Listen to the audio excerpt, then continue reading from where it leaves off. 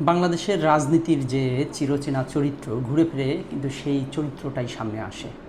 ৫ই আগস্টের পরে যারা ভাবছিলেন, যারা আশা করছিলেন, প্রত্যাশা করছিলেন এবং যেই চেতনা বুকে নিয়ে সেই জুলাই অভ্যুত্থানে আন্দোলন করেছিলেন যে বাংলাদেশের রাজনীতি বদলে দিবেন, সেই তারাই এখন একে অপরের প্রতিপক্ষ হয়েছেন।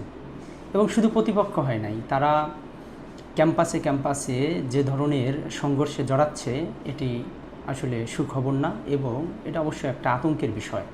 নির্বাচন পরবর্তী এই ৮ মাসে বাংলাদেশের রাজনীতিতে যে গুণগত পরিবর্তনের প্রত্যাশা মানুষ করেছিল সেটা কিন্তু ব্যাপক আকারে হতাশ হয়েছে।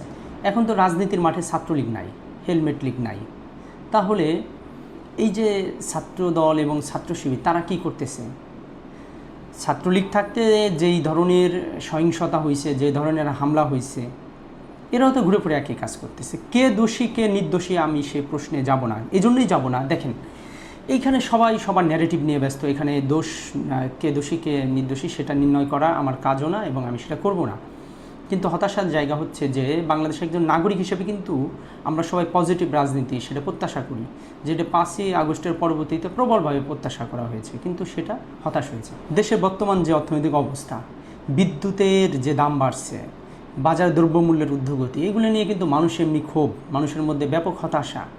এর মধ্যে আবার ছাত্রদল ছাত্র শিবির তারা কী করতেছে? তারা ক্যাম্পাসে ক্যাম্পাসে মারামারি করে বেড়াইতেছে। এখন এই পরিস্থিতিতে যারা রাজনীতি বোঝে না, যারা সাধারণ মানুষ, যারা 5ই আগস্টের পরে একটা পরিবর্তন চাইছিল, তারা কি ভাববে বা তাদের কাছে কি মেসেজ যায়? তাদের কিন্তু যে পর্যায়ে এখন গ্যাঞ্জাম ফ্যাসাদ বা এদের নিজেদের মধ্যে হানাহানি মারামারি হচ্ছে, সামনে একজন আরেকজনকে কেউ যদি বাইরেও ফেলায়, কেউ কারো পাশে এসে কিন্তু দাঁড়াবে না, কারণ সম্পর্কের সেই জায়গাগুলো নষ্ট হয়ে যাচ্ছে, ঐক্যের সেই জায়গাগুলো নষ্ট হয়ে যাচ্ছে। কি করতেছেন আপনারা? এটা কি রাজনীতি করতেছেন? এগুলো রাজনীতি? আমলিগকে দেখে আপনাদের শিক্ষা হলো না, আফসোস। এটা খুবই দুঃখজনক এবং লজ্জার।